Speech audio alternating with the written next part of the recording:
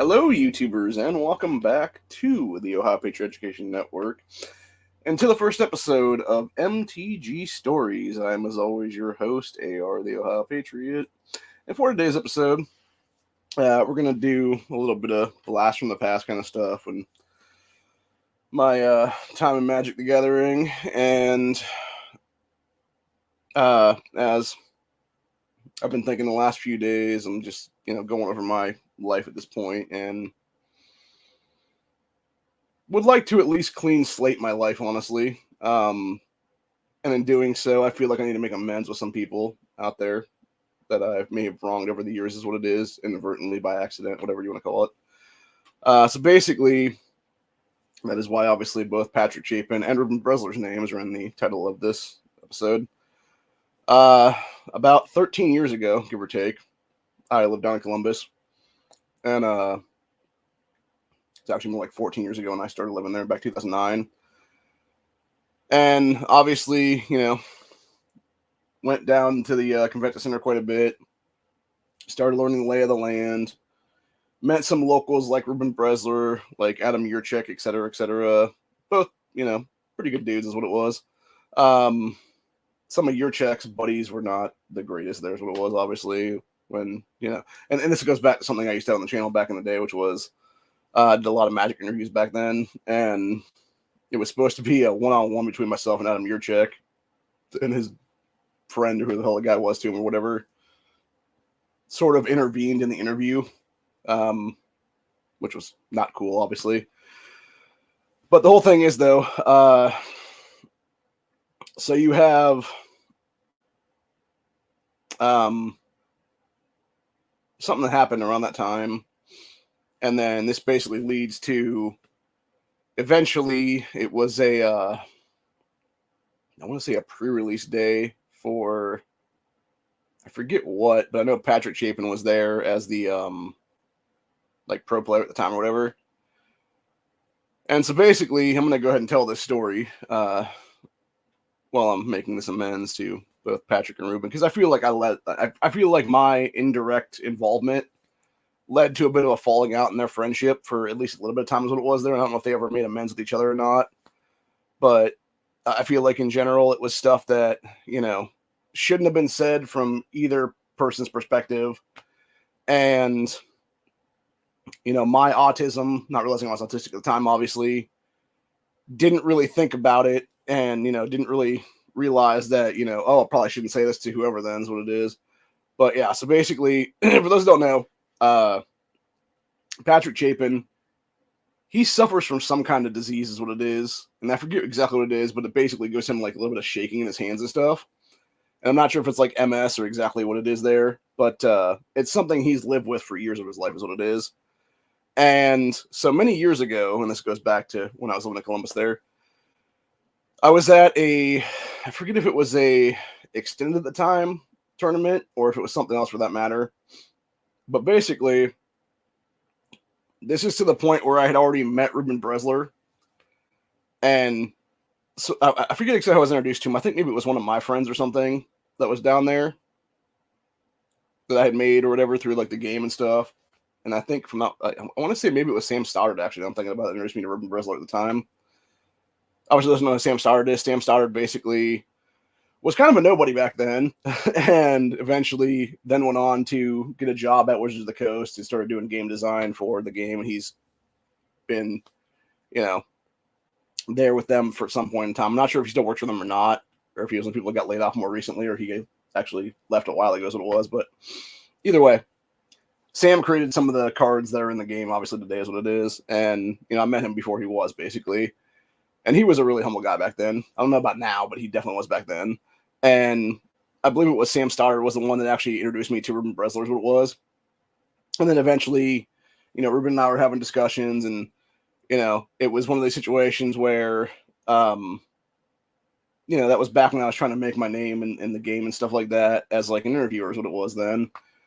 And so I obviously, talked to Reuben about doing an interview at the time of what, standard looked like and whatnot, and what have you.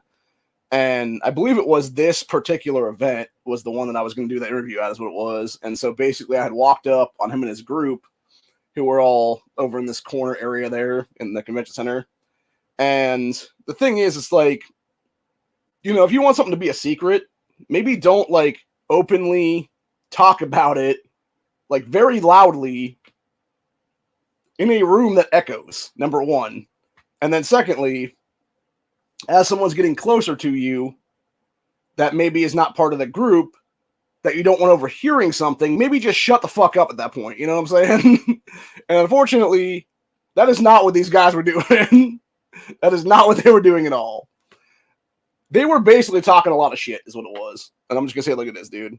They were talking a lot of shit. They were discussing, specifically when I walked up, it was Chapin's past, about him being like some kind of huge drug dealer or whatever the case be back then, many, many years back. And his like prison stint and stuff like that is what it was. And I'm not exactly sure what Chapin went to prison for is what it was. So I'm not going to, go into that whole thing. But yeah, they were basically making like all kinds of false accusations about like, oh, there's a bunch of money buried in like Detroit, Michigan or something like that from Patrick's like X dealing or whatever the fuck it was. And I'm just like, what? And yeah, it was like a whole thing there. And then they were talking about how he would like, sort of use his own supply and things like that, and that's what actually caused like his shakes and shit. And so basically, long story short, I overhear this stuff, was never told by any of these guys, be like, hey, don't say nothing if you ever see Patrick Chapin kind of thing. Like, it was just like whatever kind of thing, like nobody fucking cared, it seemed like. And it was like, unfortunately with my autism and stuff like that, it's one of those things that kind of just ingrains into my brain kind of deals what it is there. And I'm like, that's really weird. Like, why would you even talk about that kind of stuff? Kind of thing is what it was. But it like kind of like hitting the brain cells, what it was there for like later use kind of thing, or like knowledge of like people for like later on or whatever. Then, and so fast forward about probably like I don't know 8 months to a year, give or take, and we're at this other event. Like I am, and a few of my people at that point are. My friend Isaac and a couple of his buddies were. Isaac was a good dude too. I miss that kid, honestly. I know he's like, I say kid because back then he was like 17 or something. And this was back 2010, 11, somewhere in there. I think it was more like 2010, actually. Was when I was hanging out with Isaac and them. So that would be, he'd probably be about 30 now, give or take. So, but yeah, he was like, at the time I was like 25 or 26, and then is what it was. So it was like, yeah, to me, he was a kid, obviously. But he was still a good dude. He was still a good kid. And unfortunately, we're going to talk about that story as well here in a couple minutes, what it is. But I don't think he ever did get his stuff back, is what it was. That's why I want to bring up that story as well. But yeah, to not shift topics and just go timeline of events here with Patrick and Reuben. So basically, fast forward, like I said, about 6-8 months, give or take, whatever it was. And I'm at this event, and you have Patrick Chapin there. And I discussed with Chapin at some point during the day. He was like alone or whatever at the table sitting. Because I think what it was is it was supposed to be something, because back then you had the pre-release is what it was. I think it was a pre-release for something or other is what it was. And he was the pro player that was brought in to basically sit at the table and play games with people and stuff like that. And I think I bested him in the game is what it was. And I even asked him after the game, I was like, hey, would you mind doing an interview with me later is what it was for my channel. And he's like, no, that's cool. I got time. He's like, yeah, just hit me up later tonight or whatever the case be. And then I did, obviously I had him later in the day is what it was. And then of course, that being a weekend day, buses were not running. And I was like, hey man, would you mind giving me a ride back to my apartment? It's only a couple blocks in that direction or whatever. I know he was going that direction is what it was, to leave town is what it was then. He's like, yeah, sure, get in the car. So as we were walking up the staircase to the convention center and stuff like that, we ended up stopping for about 10 to 15 minutes, honestly, because there was a small group of kids there who were probably 14 to 16, give or take. And they were all playing chess. And he actually sat down with them for about 15 to 20 minutes, give or take, and was playing chess with one of these kids. So, yeah, it was an interesting little insight that I got to see firsthand between myself, Patrick Chapin, and these young guys and gals and stuff like that were there, which I think there was about 3 or 4 of them as it was. And it's one of the few things that people really don't get to see, man. with a pro player, like their actual outside life kind of thing is what it is. Like other interests they may have besides, Magic the Gathering and stuff like that. And so it was cool to see, honestly. And then it was basically, a little bit of time goes by. Patrick finishes his games with this kid. And then we proceed to basically walk towards his car. And that's when, I basically blurted out some stuff about, the shit I had heard from Reuben months before. That's what it was. And oh my God, dude, Chapin was so fucking pissed when he heard me say these things. I actually thought he was going to tell me to go fuck myself and go find another ride, basically. But no, he still gave me a ride home. And yeah, like you could tell, like the whole, like it was an awkward ass car ride after that, man, for about the 10 minutes or so it took for him to drive me back to my place. And bro, I'll tell you what, man, he was fuming. He was fuming that entire car ride. To the point when I was getting out of the car, he was mentioning something about like, oh, do you have Reuben's phone number, whatever the case be? And I'm like, I don't think so. And because I don't believe I did at the time anyway. Again, because I consider myself and Reuben to be more acquaintances than friends is what it was back then. And yeah, he's like, all right, well, thanks. And just like madly drove off then, like sped off basically is what it was. And needless to say, a couple days later, I heard something from Bresler on, I forget what social media site it was at the time, like bitching at me basically. And I'm just like, what the fuck? How is this my problem, dude? Like, yeah, I might have inadvertently said something, but like, y'all never told me not to say nothing, dude. And then you want to sit there and talk shit about this man that you claim to be as your friend is what it is, dude. So it's like, what the fuck, guy? But yeah, like I know that directly led to a falling out between the two of them for some amount of time, and I do apologize for ever saying anything, is what it is on that one. And that's the real truth of the matter, honestly. And it's just something I want to get off my chest, is what it is, man. Because it has been weighing on me for, like I said, over a decade now. And I feel very bad about it, obviously. It's one of those things where I don't like to break up, friendships or break up relationships with people and stuff like that. And especially not even really thinking about it as what it was. Unfortunately, going back to my own autistic issues and stuff like that, that is kind of what's led to a few things happening in my life in the past decade or so. Is it seems to be once every like 3 or 4 years, the autism just kind of takes over and says something stupid is what it is. Like my, consciousness or whatever the case be, like the filter between like, maybe you should say this, maybe you shouldn't say this kind of thing, like just doesn't kick in. And then it's just like, I just blurt something out without even really thinking is what it is. And yeah, it's got me in trouble more than once is what it is. This was one of the few times it has actually. And then of course my falling out with my brother a few years back and then making amends with him after the fact is what it was then. But that's a different story that has nothing to do with anything we're talking about today. That was what it is. So it doesn't even matter, honestly. But yeah, so basically, yeah, I just wanted to basically get that off my chest is what it is with the whole Chapin Bresler conversation thing. And, basically personally apologize to Patrick for ever even saying anything. And to a lesser extent, apologize to Reuben too for, ever mentioning anything for that matter as well.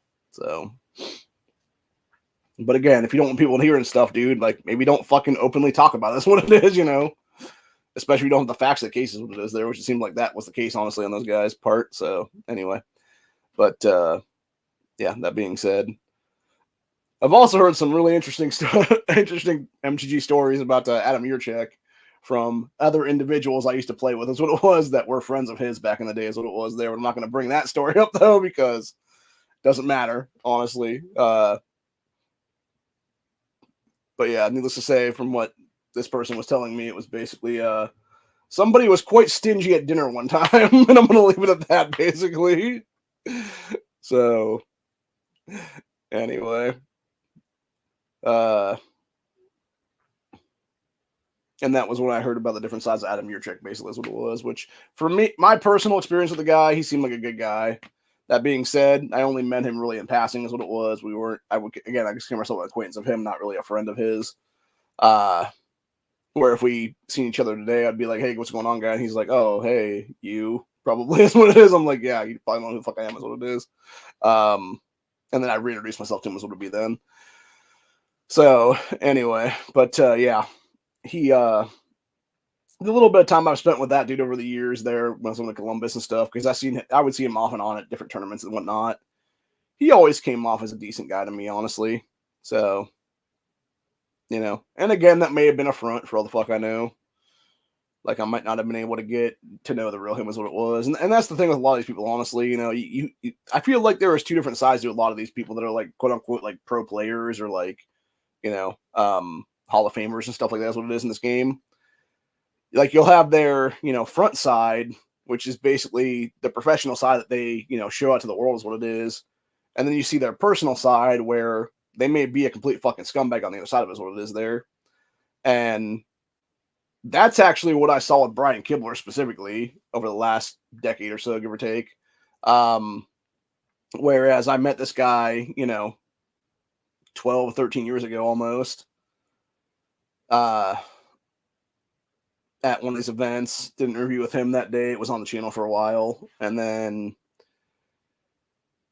he and I were having a discussion about some stuff. And yeah, it was whatever. And he at that time, I think, if I'm not mistaken, this was back when he had just gotten his pro ring, is what it was, for being inducted into the Hall of Fame for Magic the Gathering, is what it was there.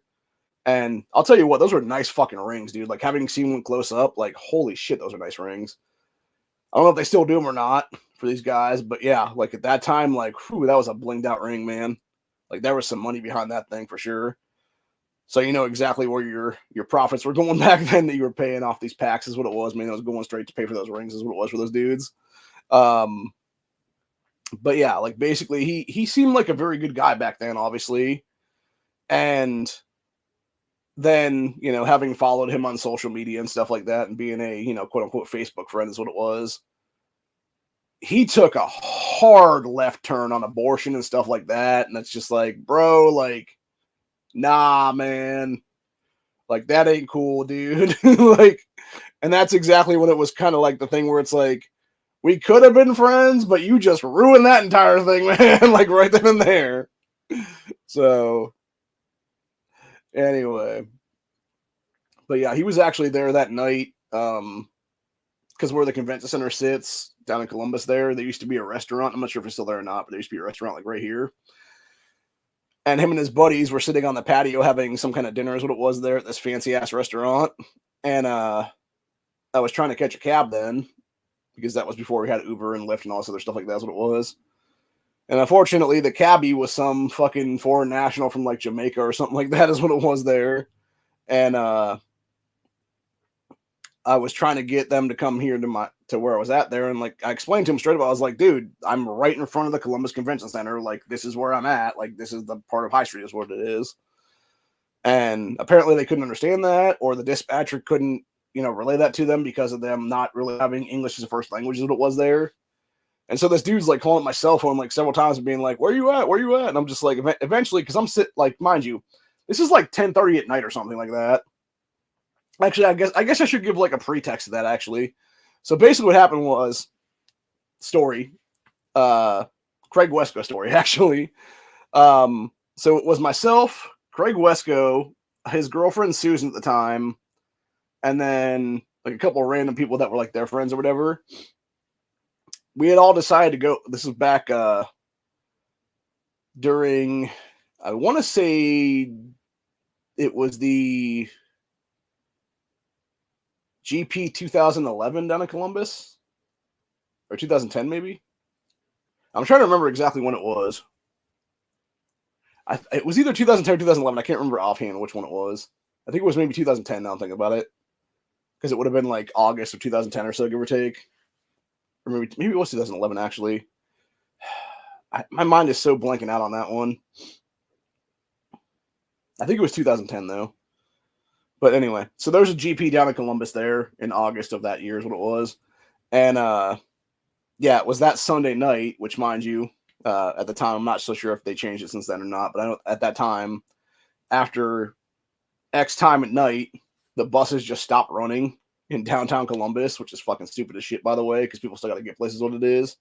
And again, this is, you know, at least 13 years ago, back when before Lyft, before Uber, before all these different, ride share services and stuff like that, where you just call somebody up and be like, hey, come over here, pick me up, kind of thing is what it is. So, yeah, it was basically take a bus or you're kind of fucked. You're either walking or you're going to, call a cab company is what it is then. And so didn't even think about it being a Sunday night is what it was then. And Craig and them invited me out to go eat with them. And I'm like, okay, cool, let's go eat and stuff. Obviously, Wesco being a vegan. This dude, my God, man. Like, veganism does not mix with any restaurant back in those days. Because I forget what place we had gone to. It was like it was like some like random bar or something. And they had like pizzas and a few other things. I forget. I think maybe I got a pizza or something. And then I hear Craig over at the other end of the table, like ordering this pizza. And he's just like, yeah, I want no cheese and no thing and nothing this and this and that can be off there too. Cause I'm vegan and all this other stuff. And they're like, so what do you want? Some bread and sauce? And he's like, and maybe some veggies. So it's just like, okay then, buddy. Like, I don't know exactly what he was eating that night, but it just, yeah. Like, honestly, though, I'll tell you what, man, and going back to the whole, like, vegan thing, like, that dude, like, I met him a couple times, man, and he always looked so fucking sickly. And it's because he was not getting the protein he needed in his system. That's what it was, man. Like, it looked like, honestly, like, if we were standing in the convention center, he could have stood up. Slight breeze came through the fucking door, and it could have knocked his ass over. Like, that's how sickly this man looked when just being vegan is what it was there.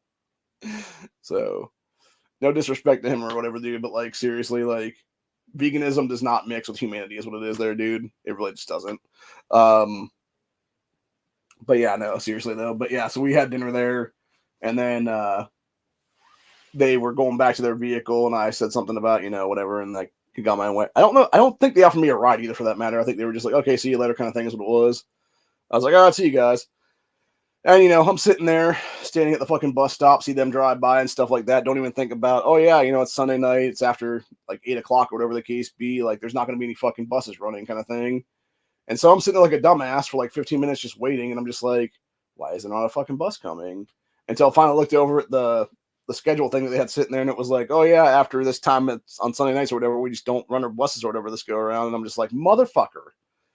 And so I called my brother up, who lived, like, a good half hour away from downtown at the time, and was like, bro, I need a ride. And he's like, well, you're shit out of luck kind of thing, like, call a cab company or whatever. And I'm like, that's fucked up, dude. But that's how he was, obviously, back then. I don't disagree with it, obviously, because it would have taken him so long to get dressed and come to me and stuff like that, just to pick me up and take me home and stuff like that. But even still, it's like, you're fucking sibling, dude. Like, you should have done that, honestly. But yeah, it's one of those things. It is what it is, man. But the whole thing was, though, so I called the cab company, and this goes back to where I was at with the Kibler stories, what it was there. Go back to the cab company, I'm sitting there calling the cab company, make my appointment basically to have them pick me up there on High Street, right by the convention center there in the corner. And, basically I'm waiting. People are talking to me about like, oh, what's going on, bro? And I'm like, oh, just waiting for this fucking cab because here's what it is. And then at that point is when the cab company called me up. The cabbie called me up and was like, and I swear to God, like, this dude had like the thickest Jamaican fucking African accent I've ever heard my entire life, where he's just like, hello. Like, I couldn't even understand him after the hello, basically. And I'm just like, what? Like, I can't understand you, dude. Like, speak proper English, please, if you can. And yeah, like, he's like, oh, where are you? And I'm like, I'm right fucking here, dude. And like, I'm explaining to him, like, you probably just passed me if you just drove past me, guy. And then he just like basically was being a fucking idiot. I'm just like, you know what? Fucking just cancel the ride, bro. Like, that's how pissed I was, because at that point I was standing at the fucking intersection there for like 45 minutes or some shit. I could have been home by then, man. I could have just started walking instead of like fucking dealing with the bullshit or whatever the case be after I realized like the bus wasn't coming or whatever, and probably been home by then.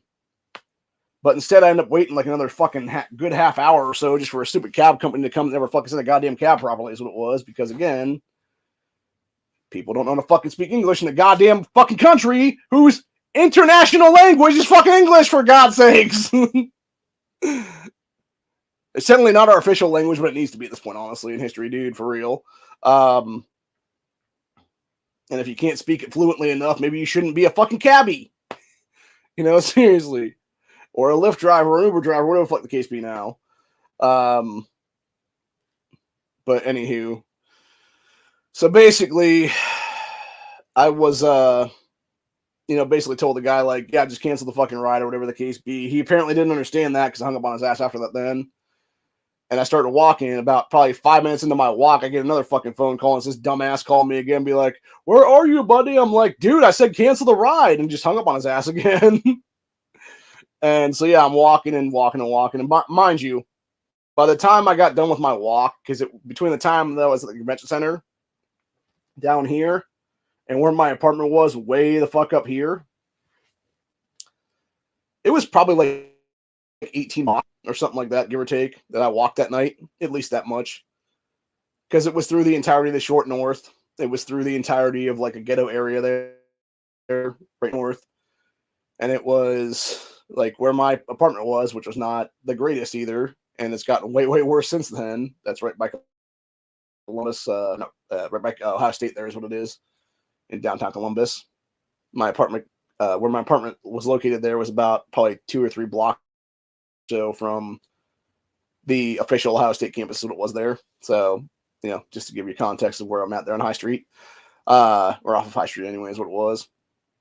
I actually lived like catty corner to a Kroger at the time, which I'm not sure that's still there or not, but at the time it was though. So, and it was definitely a ghetto Kroger looking back on it now. And looking back on it now, like I was definitely like, I don't know if I was living in the hood per se at the time, but I was definitely living like hood adjacent, like right by Ohio State's campus is what it was, because yeah, none of that area is good, man. Like it was all basically fucking like criminal central, basically.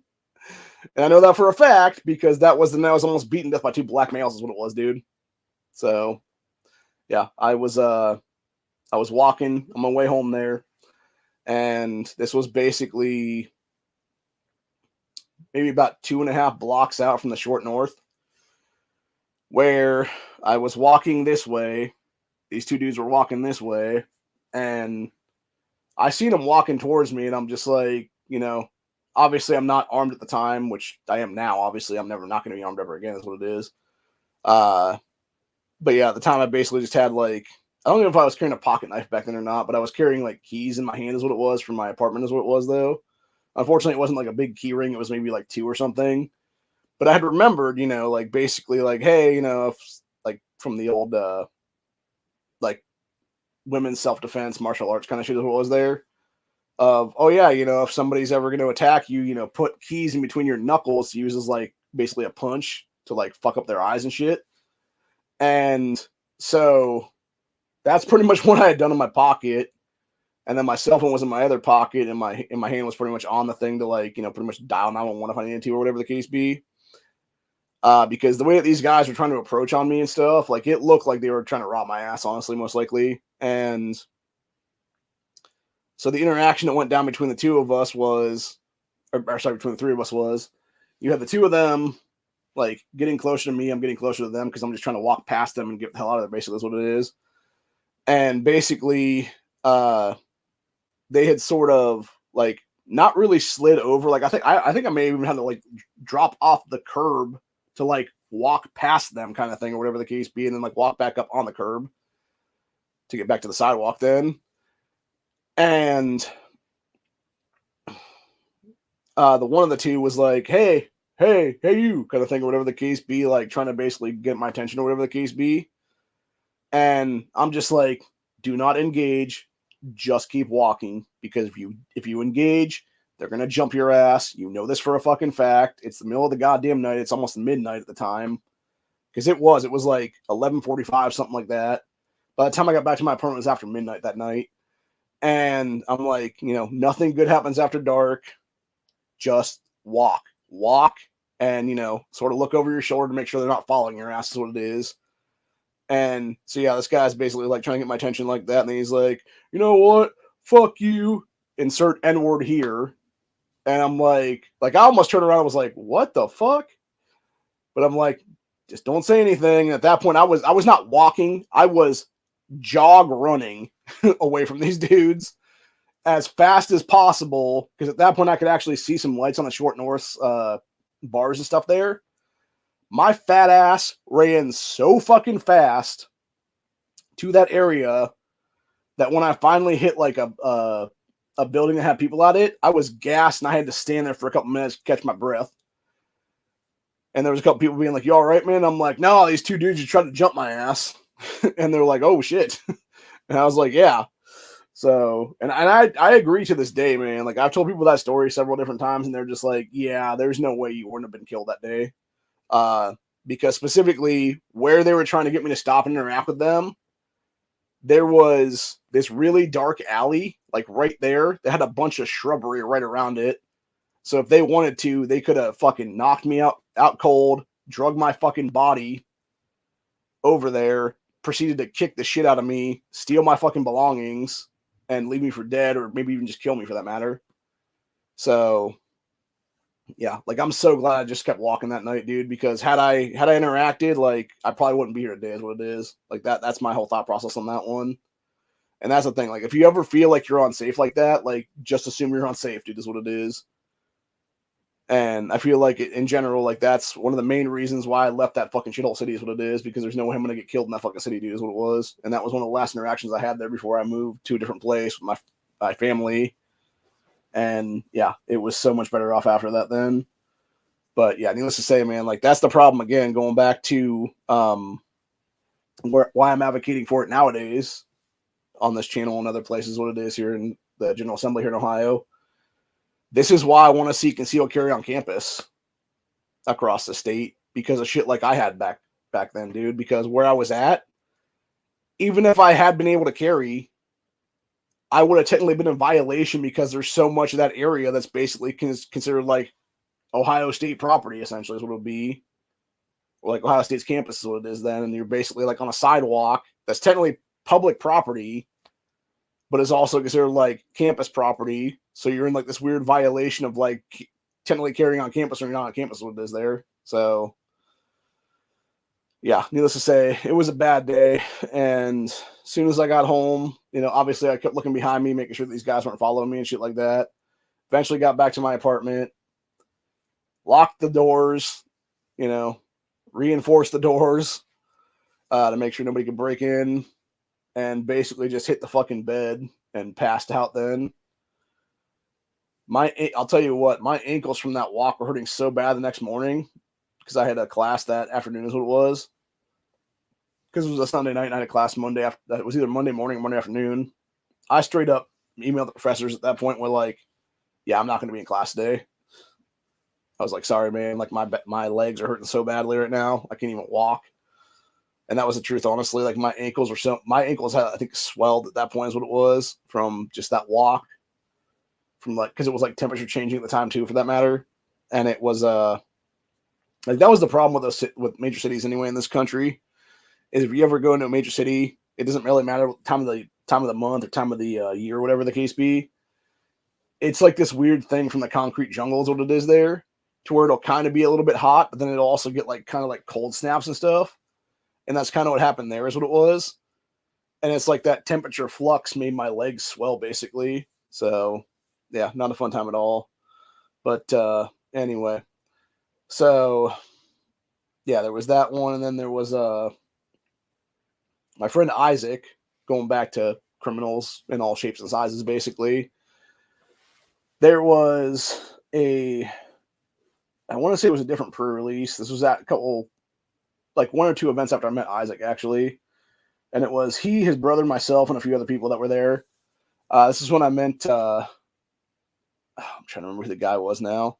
He used to play the game, and then he was a game designer after the fact. He was one of these little redheaded guys, is what it was. I'm trying to think what his name was offhand. I am completely blanking, and I'm sorry to him for that one because I can't remember. He was one of the guys I interviewed back then, is what it was, though. And that was probably one of the worst interviews I had because of the lighting and stuff like that, is what it was there. But yeah, so basically what happened was it was supposed to be at the convention center, but then there was like something going on at the convention center that weekend that took it over, basically. So they ended up having to move it to an armory place that was like a few blocks down and over and stuff. And that was the first and only time I went to an event at that place, particularly because that was the only time they ever had that place as an event host. And so basically we had gone there myself, Isaac, and a few other people and stuff like that. And we had end up, he and I had gotten into I believe it was two-headed giant event or something like that. His brother, who he had given his collection to at the time for trades, it was all of his binder that had all his rares and everything else in it. His brother took it over to talk with these guys about trading some stuff and proceeded to leave it with them and come back to talk to us about a couple things, about stuff they wanted to grab out of it or whatever the case be, not even thinking like, hey, they might steal this shit. And needless to say, he turned around and they were gone. So, yeah, they literally just stole the binder is what it was. And it was a terrible day for Isaac.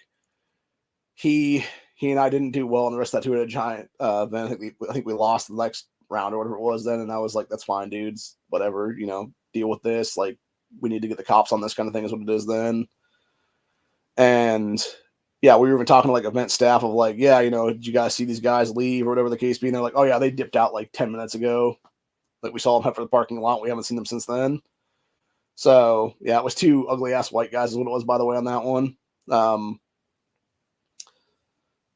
So yeah, don't ever do that, man. Don't ever leave a fucking trade table and leave people holding your binder is what it is, because they will steal it in most cases.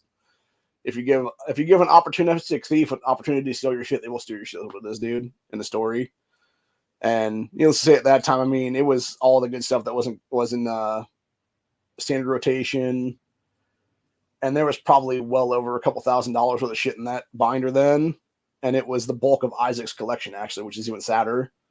So yeah, needless to say, I don't know if anybody ever stepped up to do anything for him or not to like help him rebuild that stuff. I tried my best, obviously, when I was poor as fuck too. I was a poor broke college kid, so it's not like I could just hand him like $1,000 and be like, here, replace all your shit. Basically, is what it is. So anyway, so I'm not sure if anybody ever did step up. I think maybe Sam Sauter did, if that be the case, to some extent. Like, I think maybe him and his friends did something to where it was they pulled some of their own stuff and were like, here, Isaac, here's like a new, like, smaller binder full of stuff or whatever then.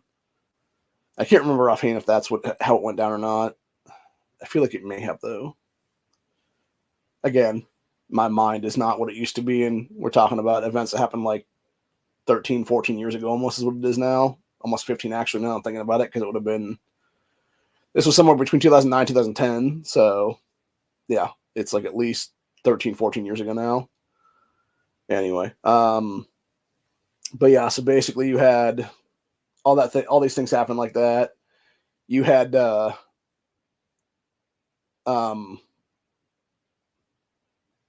these two scumbags walk off with the stuff. We were trying to basically figure out a way if we could find a way to get it back or whatever. And yeah, there was basically no way to ever get it back, because unfortunately with Isaac, he didn't have anything distinctive in that binder. So if it would have showed up at like a local card shop, whatever the case be, like the TCG people would have never been able to figure it out, because it would have never been like, And that's one thing I actually learned after the fact was there was one of the Magic artists, Steve. Oh, God, I'm trying to remember what the guy's name is offhand. I'm Facebook friends with him. I should know this at this point. He was like Salt and Pepper Beard guy is what it was.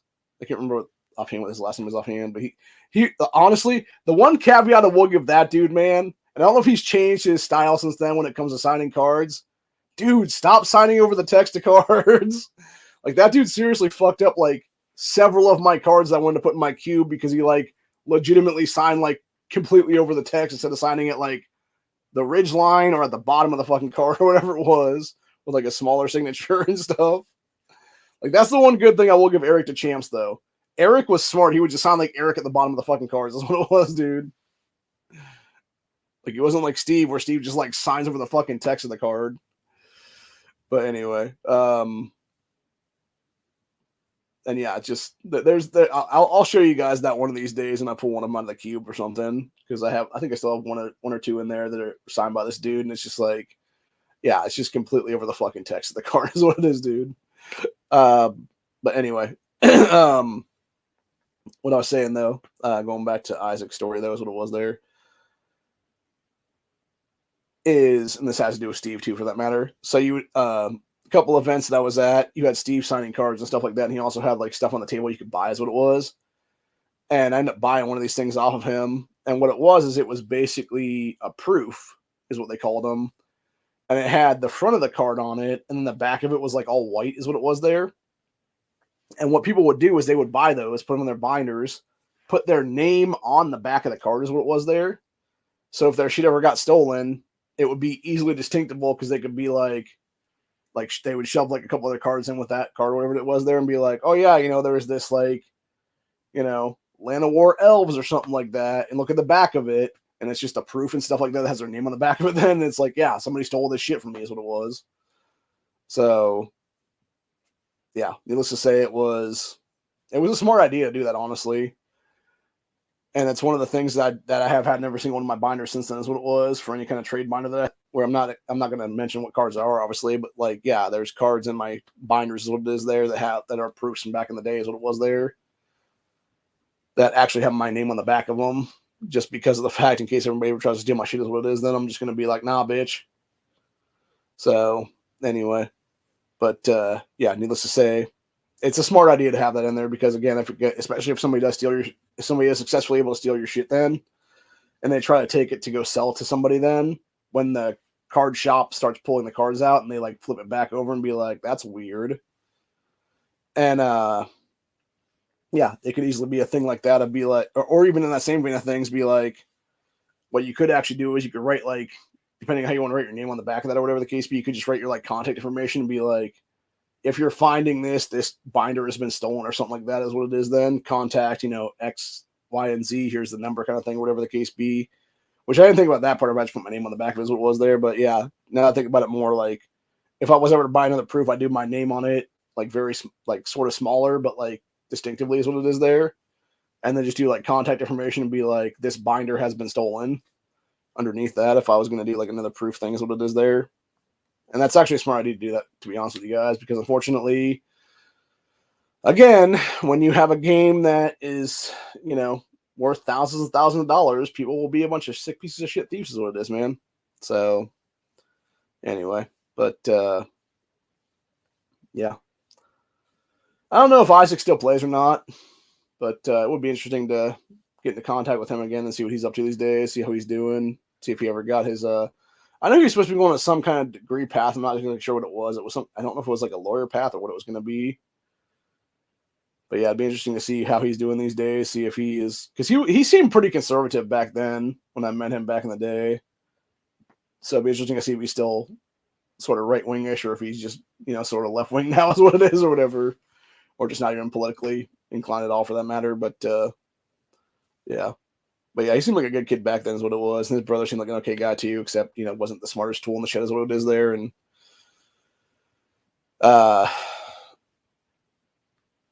unfortunately did something stupid, and then, basically had to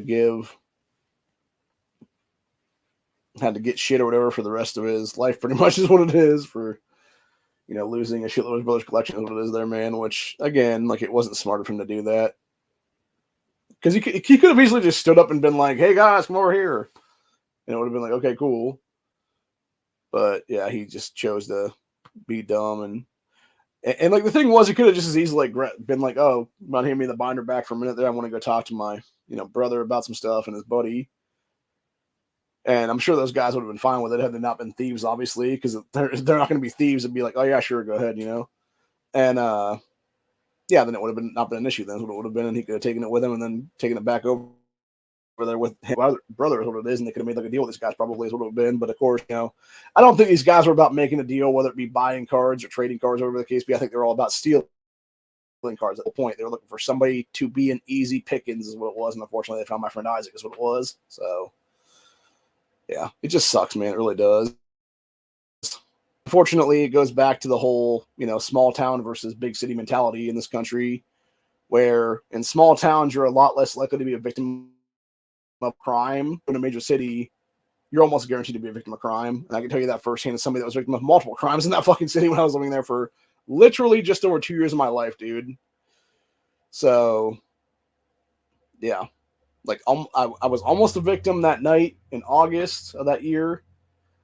And I was a victim other times of other stories I'm not going to talk about. So, but yeah, needless to say, it sucks, man. It really does. and it's unfortunate that you have people that are just willing to prey upon people just because they're fucking scumbags of the earth and don't want to get a real job is what it is there. So, but anyway, I think I'm gonna in the new year bring back my cube is what it is to the channel, and discuss some Magic Cube stuff is what it is. I haven't built anything in the cube lately is what it is, but I do have a cube still sitting around here someplace. So I think I'm gonna find that, and then we'll just talk about the cube is what it is then. Which for those that don't know, I have a common and uncommon cube. It's worth about, from last perspective that I have of it anyway, I did the tally of how much it was actually worth at the time. And this was several years ago now. I need to update it again to see exactly what it's worth nowadays. It might be worth a little bit less, might be worth a little bit more even for that matter, but at the time it was worth like $1,000 basically. And it was all a bunch of common and uncommon stuff, and had the reason it was worth as much as it was is because you had various different things in there, whether it be foils that were worth a shitload of money, or whether it be various misprints and everything else like that were in there as well. So, or foreign cards and things like that is what it was there. Like, that's the one cool thing about that cube. Like, that's exactly why if anybody ever tried to steal the cube, I would know exactly how to get it back, because it has literally a bunch of foreign cards in it that nobody would ever think about it being in there. Dude, that's what it is. And it's like, oh yeah, that's, my fucking, Korean Fateless Looting, and that's my, Japanese whatever here and stuff like that is what it is there and stuff. So, actually, I'm not sure if that was a Korean Fateless Looting or if it was a Japanese Fateless Looting, but either way, it was Fateless Looting is what it was. Great card, by the way, and I totally get why they banned that card, because holy shit, that card was broken as fuck in older formats, dude. Yeah. Literally turn one Faithless Looting into, dumping a big ass creature and a fucking reanimate spell into your graveyard. Next turn, reanimate the shit. So, yeah, just craziness, man. But anyway. Actually, I'm not sure exactly what the combo, I think, maybe it was two big creatures, actually, people were tossing into the graveyard, so they had like a choice of what they wanted to reanimate the next turn is what it was then.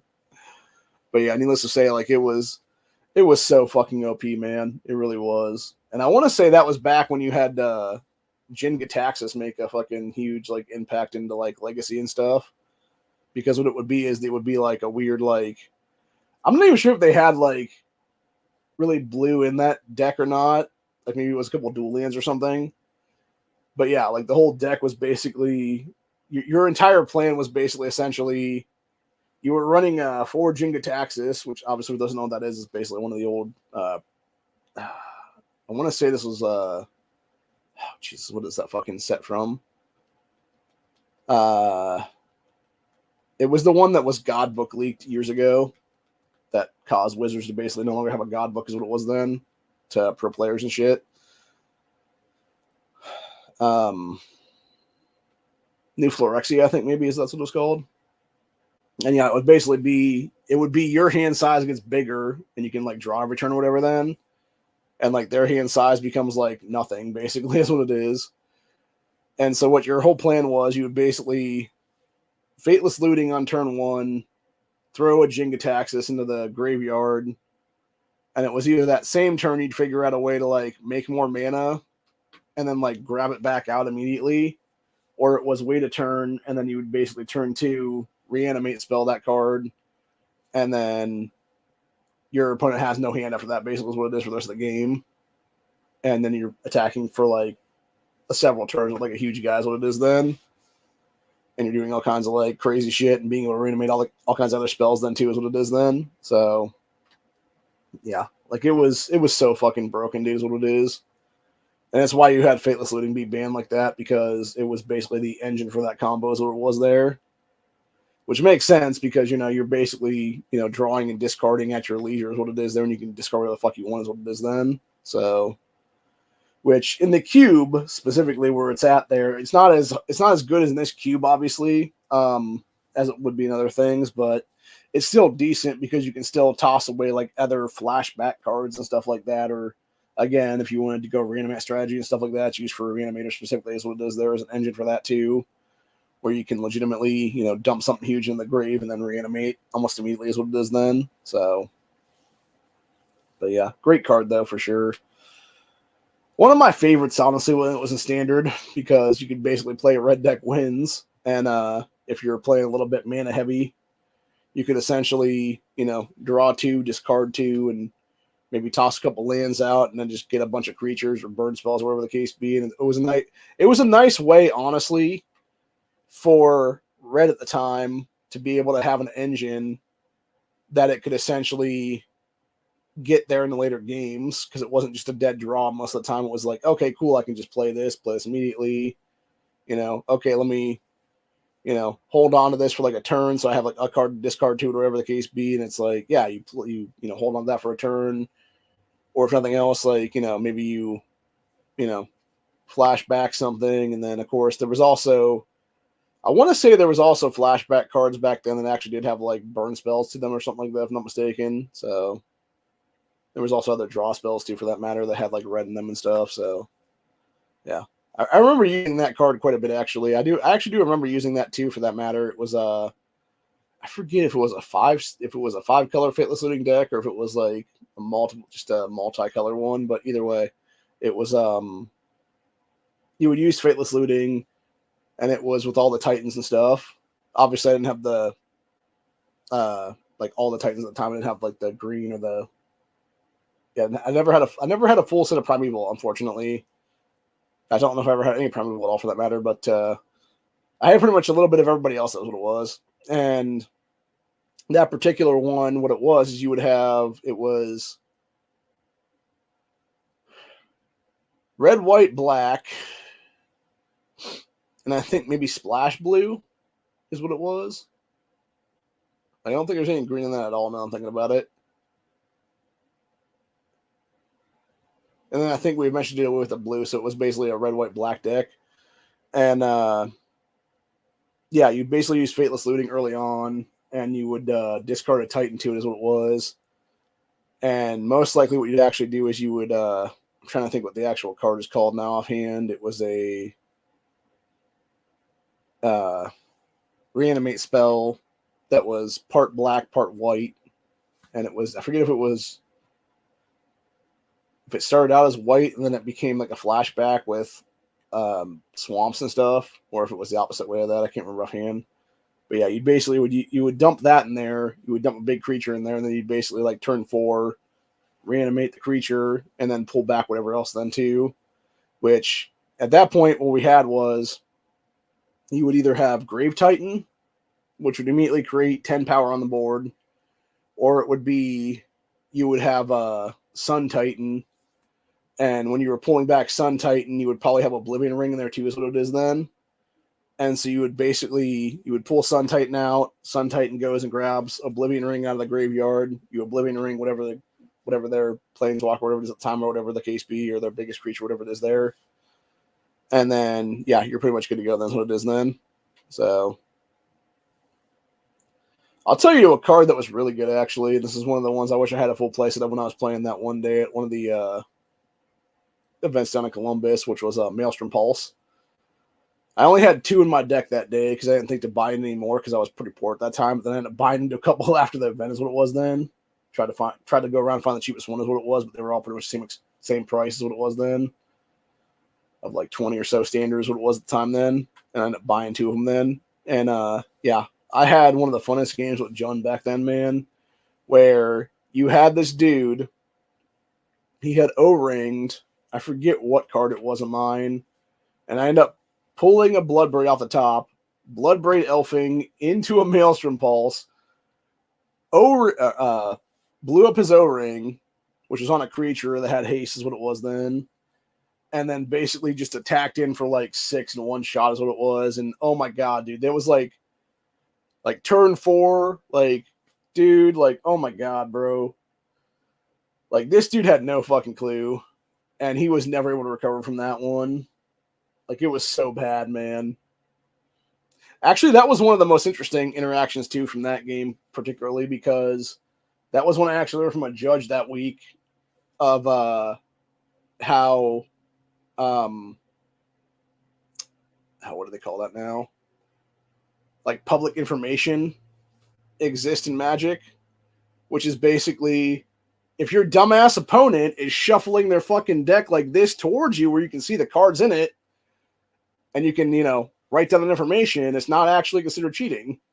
So, or not even write it down, but like just remember the cards is what it is there, because that's what I did actually. Like this dumb motherfucker was like legitimately like flipping his shit towards me. I could like literally read some of the cards in this fucking deck, recalled them due to my good memory at the time, and was then able to surgical extraction out like a huge fucking deal is what it was.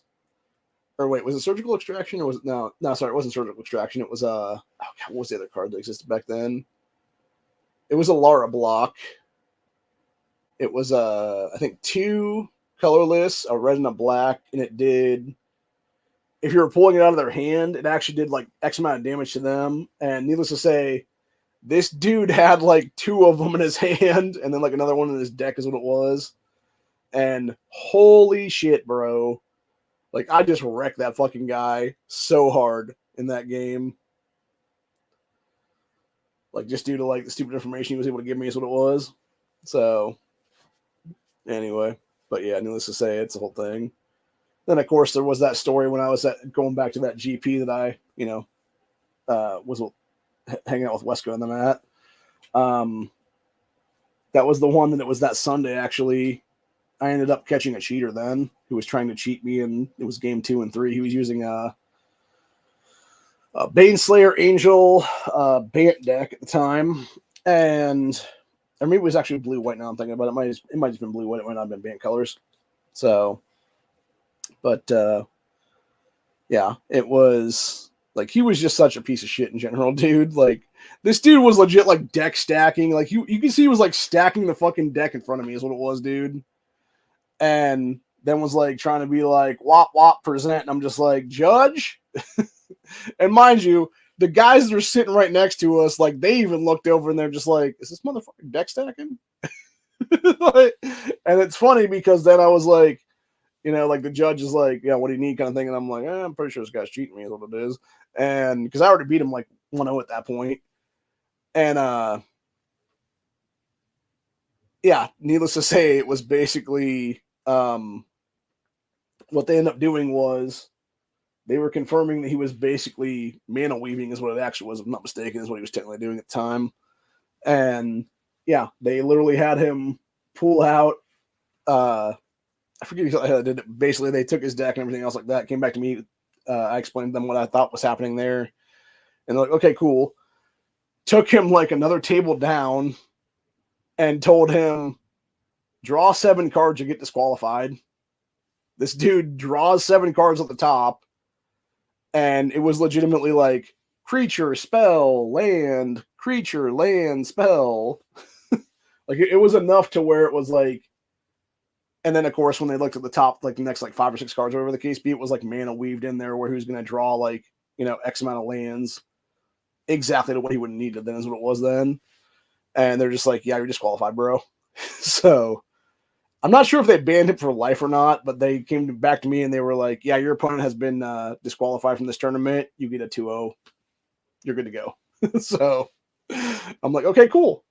And then the guys that were playing next to me, they're like, what a fucking asshole. I was like, I know, right? Because the thing was, okay, here's the thing, right? It's not like we were like 5 or 6-1 going into round 7 there. We were like fucking 3-3 or 2-3 or something like that going into like 6 or 7 is what it was, dude. Like, we weren't gonna make top 8 or even top 16 for that matter. Like, you would have been lucky to make like top 32 or whatever the case be. But yeah, this guy was just a piece of shit in general. And again, and unfortunately, you got pieces of shit like that being allowed to go back into the game now. Look at Alex Bertoncini, for God's sakes. That guy's been banned, what, like 4 times now or something?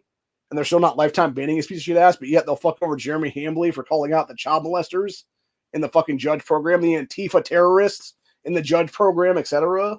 It's fucking ridiculous, dude, entirely. It's like, what a fucking joke. And then people wonder why I don't play professional Magic anymore is what it is, dude. Like, that's the exact reason why, honestly. Because you'd rather have the Wizards of the Coast fucking protect a bunch of fucking pedophiles and literal fucking leftist terrorists. They want to call themselves the Antifa and BLM, etc. than actually deal with the shit in your fucking judge programs and stuff, dude.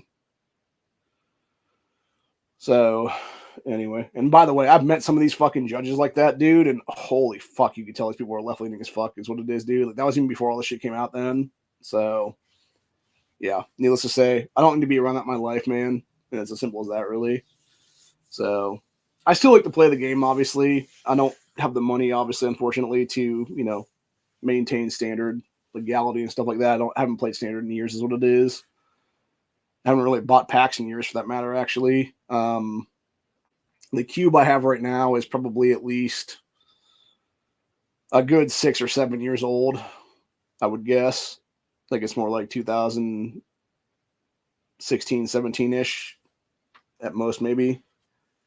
There might be a couple other cards in there from like 18 or 19, but yeah, like there's nothing above that. That was what it is, because that was when my card shop shut down then. So yeah, I think the newest thing in there is at least like 4 or 5 years old now is what it is. So, which is not bad, but at the same time, like there is some stuff I wouldn't mind getting and putting in there is what it is, or changing out. Unfortunately, I haven't gotten a chance to get my hands on that stuff yet is what it is. And I'm not going to pay like, you know, going rate for shit is what it is now. Because unfortunately, some of these cards will fetch like a premium now is what it is for like a common or non-common that should be like a quarter at most, and it's like $5 or something. I'm just like, yeah, I'm not paying $5 for that, dude. Fuck you. So anyway, but yeah, needless to say though, it is what it is, and like I said, it'll be interesting to see what happens though. But this has obviously been episode 1 of MTG Stories. We will be back again at some point in the future with another one of these. I'm not so sure it'll be next week or not. It might be a month from now for all I know. But it'll be something that'll come back off and on this channel on a regular basis, though, where we discuss, you know, various things that have happened to me in the past and just random stories and stuff like that, and like different, you know, decks that I played and everything else like that back then. So, and maybe we'll bring on some friends of mine from back in the day that I used to play with, and we can have, you know, some StreamYard discussions or whatever the case be about the current game or something, maybe, or something like that. If that'll be the case for them are still playing or not. I don't know if they are or not, but yeah. But either way, I don't know if Honda is doing a chat tonight for the Gay Frog chat because of the fact that it is Christmas Eve. But if he's not, it is what it is. If he is, I will be part of it, obviously, as long as he sends me a link. But if he doesn't do one again, it's fine, whatever. It doesn't matter, dude. It's, you know, again, it's fucking, you know, Christmas Eve. Like, it makes sense that you wouldn't do one because you'd be with your family is what it is there. So, anyway, but yeah, we'll see in a few hours or not if that happens or not. But yeah, either way, though, it's like I said, it is what it is. Either way, I will be back come probably Tuesday or Wednesday, depending. I'm not making anything 100% concrete right now, just because I'm not so sure what my schedule is on hand right now. I know I got stuff coming up this week I got to go out to do. Some various health stuff is what it is relating to yearly testing I got to take. And that's coming up here in a few days is what it is then. So not going to make any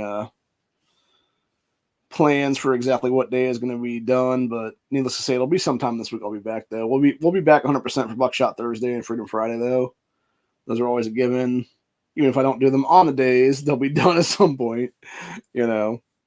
Because unfortunately, there are some days I just feel like shit right now. Like I almost didn't do anything today, is what it was, because went to bed feeling like shit, woke up feeling like shit, and my bones are just hurting, man, is what it is. And I think it's just the weather changing constantly. Plus, for some reason, it's not really that warm in this house, but that damn heater over there keeps kicking on and off is what it is, and it just needs to stay constantly on is what it is right now. So, anyway, but yeah, needless to say, it is what it is. And that's about all that needs to be said about it in the day. So, you know, hopefully you guys enjoyed this first episode of MTG Stories, and I'll be back for another one where we will talk about people like Todd Anderson and his wife, who are both good folks. Also people I've interviewed in the past. So, anyway, but yeah, needless to say, Also, we'll talk about Brad Nelson for that matter. He was also a good dude. As far as I know, he still is. So anyway, but yeah. Hope you guys enjoyed this one, and I'll see y'all in the next one. Have a good one, y'all. Have a very Merry Christmas. And hopefully your day will be as good as everybody else's day, and your family's get-togethers will be just as good as they need to be, man.